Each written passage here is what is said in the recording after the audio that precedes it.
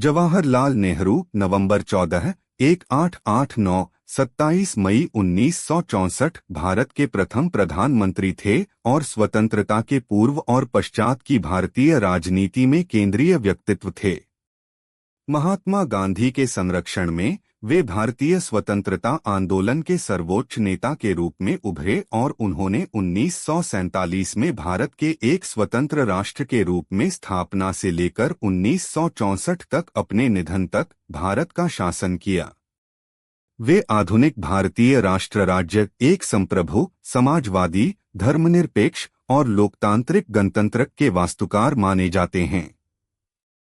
कश्मीरी पंडित समुदाय के साथ उनके मूल की वजह से वे पंडित नेहरू भी बुलाए जाते थे, जबकि भारतीय बच्चे उन्हें चाचा नेहरू के रूप में जानते हैं। 1-2 स्वतंत्र भारत के प्रथम प्रधानमंत्री का पद संभालने के लिए कांग्रेस द्वारा नेहरू निर्वाचित हुए, यद्यपि नेतृत्व का प्रश्न बहुत पहले 1941 में ही सुलझ चुका था, जब गांधी जी ने नेहरू को उनके राजनीतिक वारिस और उत्तराधिकारी के रूप में अभिस्वीकार किया।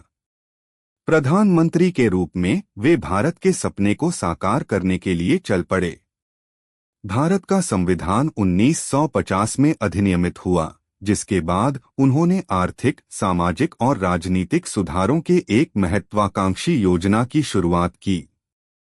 मुख्यतः एक बहुवचनी, बहुदलीय लोकतंत्र को पोषित करते हुए उन्होंने भारत के एक उपनिवेश से गणराज्य में परिवर्तन होने का पर्यवेक्षण किया।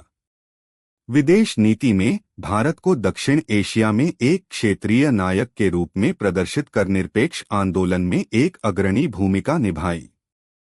नेहरू के नेतृत्व में कांग्रेस राष्ट्रीय और राज्य स्तरीय चुनावों में प्रभुत्व दिखाते हुए और 1951, 1957 और 1962 के लगातार चुनाव जीतते हुए एक सर्वग्राही पार्टी के रूप में उभरी।